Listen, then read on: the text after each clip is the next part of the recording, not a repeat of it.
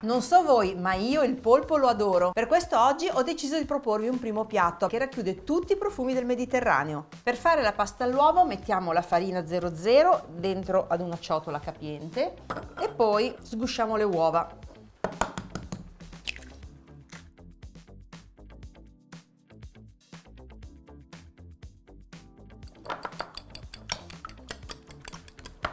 Rompiamo bene le uova e poi le inseriamo al centro della farina e impastiamo.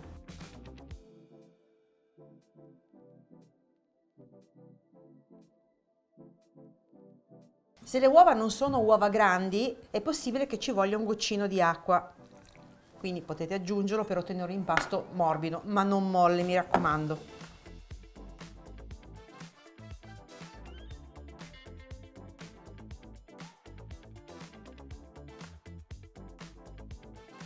Ora che tutti gli ingredienti si sono uniti, impastiamo sul piano di lavoro fino a rendere il composto bello omogeneo.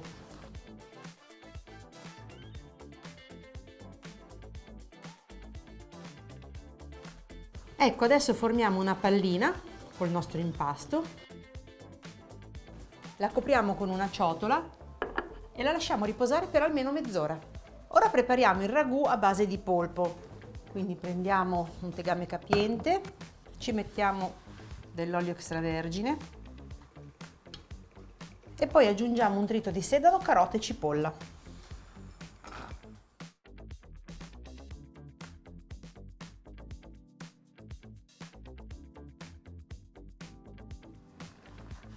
E ora lo lasciamo appassire per almeno 10-15 minuti a fuoco dolce.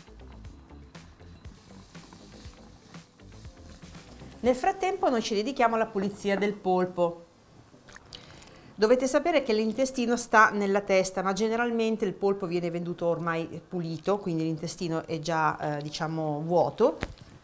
C'è da togliere il dente centrale che è posto in mezzo ai tentacoli, che si chiama rostro, quindi con un coltellino tagliamo tutto intorno.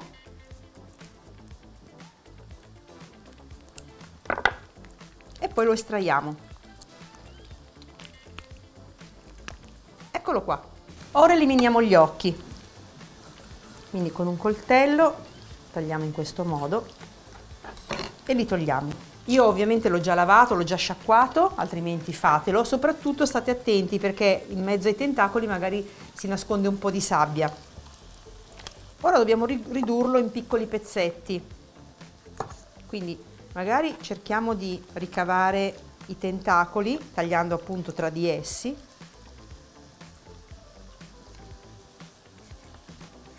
In questo modo. E poi insomma riduciamo tutto in cubetti.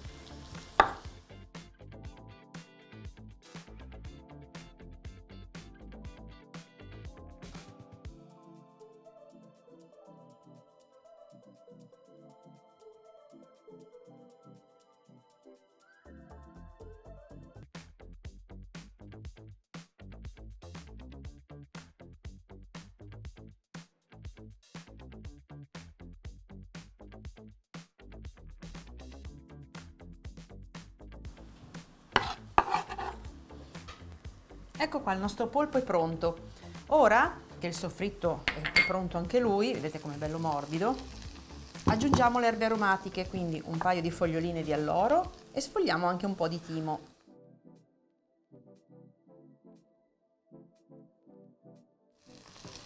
Facciamo bene insaporire e ora possiamo aggiungere il nostro polpo cubettato. Lo facciamo rosolare un po'.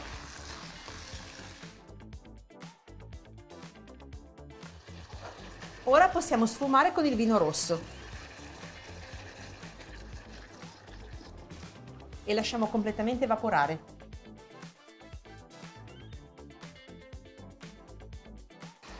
Ecco, come vedete il vino è evaporato completamente, quindi il polpo è piuttosto asciutto. Adesso aggiungo un po' di concentrato che diluisco con un goccio d'acqua.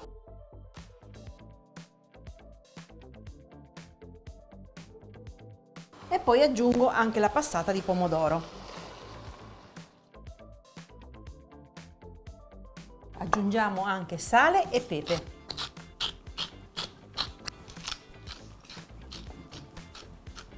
Abbassiamo la fiamma al minimo,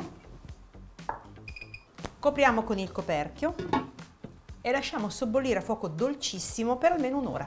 Il nostro impasto è riposato, ne prendiamo un pezzetto e cominciamo a tirarlo. Dobbiamo tenere una sfoglia che poi taglieremo appunto in tagliatelle.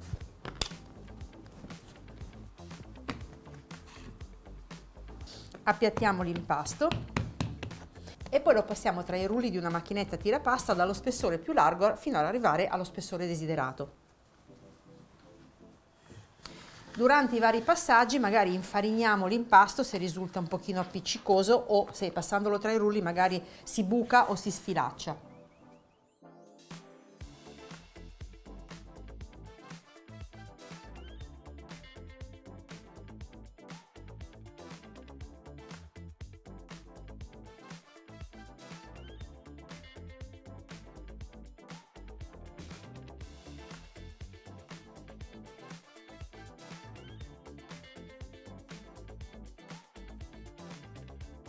Ecco, adesso abbiamo ottenuto la nostra sfoglia e quindi poi possiamo passarla tra i rulli che taglieranno, quindi che ci faranno avere le nostre tagliatelle. Taglio le sfoglie più o meno a 30 cm di lunghezza, che dovrebbe essere la lunghezza appunto delle tagliatelle.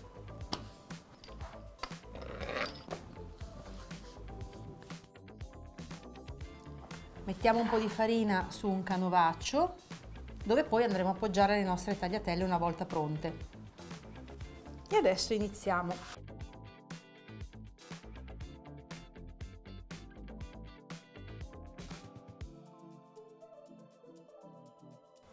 Formiamo un nido e lo appoggiamo un po' di farina.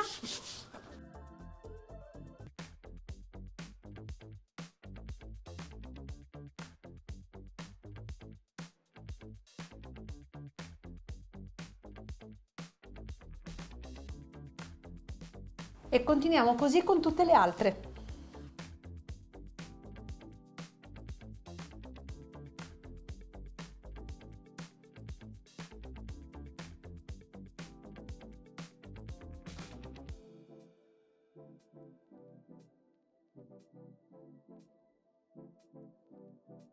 Le tagliatelle sono pronte, quindi adesso le scolo e le metto direttamente nel tegame con il sugo.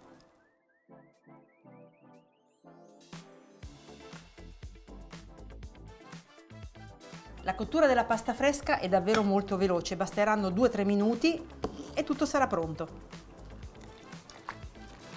Mescoliamo bene e poi siamo pronti per impiattare.